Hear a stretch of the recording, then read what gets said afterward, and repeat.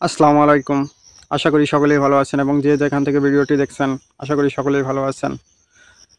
তো অনেক ব্যস্ততার মাঝেও দেখা যাচ্ছে যে অনেক আপডেট পাই এবং আপনাদের মাঝে শেয়ার করতে পারি না। কারণ আমি নিজেও অনেক ব্যস্ত আছি এবং একটু মেন্টাল প্রেশারের মধ্যে আছি। তো সকলে আমার জন্য দোয়া করবেন।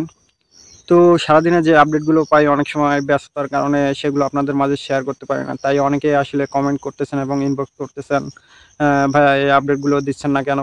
দেখুন, অনেক সময় আমার নিজেরও তো একটা প্রেশার আছে এবং নিজেরও একটা সময় আছে।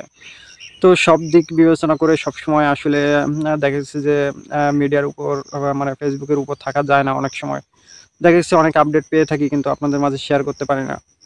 তো যাই হোক, হাজারো ব্যস্ততার মাঝে আপনাদেরকে কালকে পোস্ট করেছিলাম যে ৮টি ডিপার্টমেন্টের মতো আপনাদেরকে আপডেট দিব। তো সেই প্রেক্ষিতে আমি আপনাদের মাঝে আজকে সেই ৮টি ডিপার্টমেন্টের উপরে কিছু ডিপার্টমেন্টের আপডেট দেওয়ার চেষ্টা করব। তো ১ম যে ডিপার্টমেন্টের কথা বলব সেটা হচ্ছে যে খাদ্য অধিদপ্তর। তো খাদ্য অধিদপ্তরের ২০২৩ সাল এবং ২০২৫ সালে যে ২ টি পদ কথা বলব, উপখাদ্য পরিদর্শক এবং সহকারী উপখাদ্য পরিদর্শক। এই ২ টি পদে সম্ভবত যতটুকু জানা গেছে এই ২ টি পদেই ১০ লাখের উপরে আবেদন পড়েছে। তাহলে আপনি একটু ভেবে দেখুন যে চাকরির বাজারে কতটা ফাইট হবে এবং আপনার প্রস্তুতি কতটা জোরালো হতে হবে। তো ২ টি পদেই যদি প্রায় ১০ লাখের উপরে আবেদন পড়ে থাকে তাহলে আপনি একবার একটু ভেবে দেখুন আপনার প্রস্তুতি কিন্তু সবথেকে ভালো হতে হবে। তো এটি একটি সম্ভাব্য ৭৫% আমরা তথ্য পেয়েছি। আ তবে এটি হতেও পারে, নাও হতে পারে। তবে যতটুকু জানা গেছে যে প্রায় ১০ লাখের উপরেই আবেদন পড়েছে।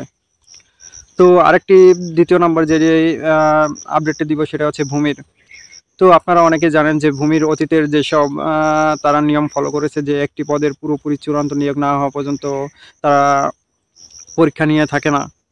তো যতটুকু জানা গেছে যে আনঅফিসিয়ালি এটাও ৭৫% তথ্য। সেটা হচ্ছে যে যদি তারা এই মাসে পরীক্ষা নেয় তাহলে খারিজ সহকারী বা পেশকার এই ২ টি পদের মধ্যে যেকোনো একটি পদের পরীক্ষা তারা এই চলতি মাসে নিয়ে নেবে। যদি তারা এই মাসে পরীক্ষাটি নিয়ে থাকে। তবে সম্ভব পেশকার বা খারিজ সহকারীর যেকোনো একটি পদের পরীক্ষা তারা নিয়ে নিবে।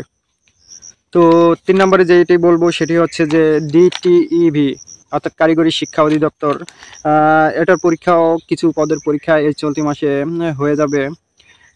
তারপর হচ্ছে আপনার ৪র্থ সেটা হচ্ছে যে চট্টগ্রাম কর অঞ্চলে একটি নিয়োগ পাবেন মাঝারি ধরনের খুব শীঘ্রই। ৫ নম্বরে যেটা বলব সেটা হচ্ছে যে পল্লী দারিদ্র্য বিমোচন ফাউন্ডেশন। তো অনেকে পরীক্ষা দিছেন। তো ফলাফল অনেকের এখনো দেয়নি। এখনো কিন্তু তারা এমসিকিউর রেজাল্টটি তারা পাবলিশ করেনি। তো এটা যতদূর জানা গেছে যে তারা রেজাল্ট নিয়ে কাজ করতেছে কিন্তু আসলে কবে ফলাফল প্রকাশ করবে এটা এখনো জানা যায়নি। তো এটা নিয়ে তারা কাজ চলতেছে। তো ৬ নম্বরে যেটা বলব সেটা হচ্ছে যে কেন্দ্র এবং সবকিছু যদি ঠিক থাকে তাহলে বিআইডব্লিউটি এর চলতি মাসে পরীক্ষা তারা অনুষ্ঠিত করবে। যদি তাদের সবকিছুর নিয়ম ঠিক থাকে এবং কেন্দ্র ঠিক থাকে তাহলে বিআইডব্লিউটি এর চলতি মাসেই তারা পরীক্ষা নিয়ে থাকবে। ৭ নম্বরে যেটা বলব, অনেকে আসলে রেলের জন্য বলতেছেন যে, "ভাইয়া রেলের আপডেট দিচ্ছেন না কেন? সবকিছুরই তো আপডেট দেন।" দেখুন, রেল ডিপার্টমেন্টে অনেক ঝামেলা চলতেছে তাদের মধ্যে কোটা নিয়ে এবং ইত্যাদি নিয়ে ঝামেলা চলতেছে। তো তারা যতটুকু জানিয়েছে তাদের থেকে যতটুকু তথ্য পেয়েছি যে তাদের এই ঝামেলা এবং ডিপার্টমেন্টের যদি ঝামেলা সবগুলো মিটে যায় তাহলে তারা নতুন করে সার্কুলার প্রকাশ করবে। নয়তো যদি ঝামেলা থেকে যায় তাহলে তারা সার্কুলার প্রকাশ করবে না নতুন করে। ৮ নম্বরে যেটা বলব যে সামনে বার্ন ইউনিট ইনস্টিটিউটে অর্থাৎ সামনে বার্ন ইনস্টিটিউটে একটি সার্কুলার আসবে। ৯ নম্বরে যেটা বলব সেটা হচ্ছে যে সিভিল সার্জনের কিছু পদের আপনারা নোটিশ পেয়ে যাবেন এবং যেসব জেলায় সার্কুলার ছিল অর্থাৎ ৫ই আগস্টের আগে সেসব জেলায়ও রিসার্কুলার খুব তাড়াতাড়ি প্রকাশ করবে এবং যেসব জেলায় সার্কুলার দেয়নি বা রিসার্কুলারও দেয়নি সেসব জেলায়ও খুব তাড়াতাড়ি রিসার্কুলার দিবে। তো ১০ নম্বরে হচ্ছে যে পরিবার পরিকল্পনা অধিদপ্তর।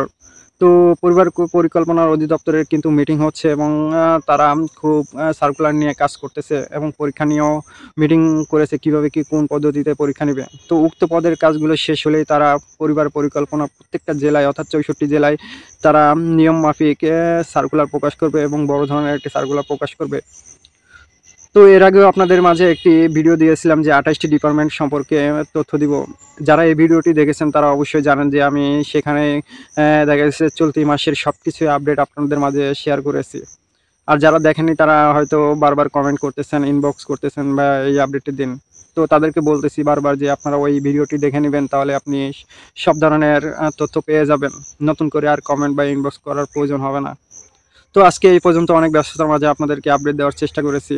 তো সকলে ভালো থাকবেন এবং একটি অনুরোধ করব, ফেসবুক পেজ থেকে দেখে থাকলে অবশ্যই ফলো করবেন এবং ইউটিউব থেকে দেখে থাকলে অবশ্যই সাবস্ক্রাইব করবেন।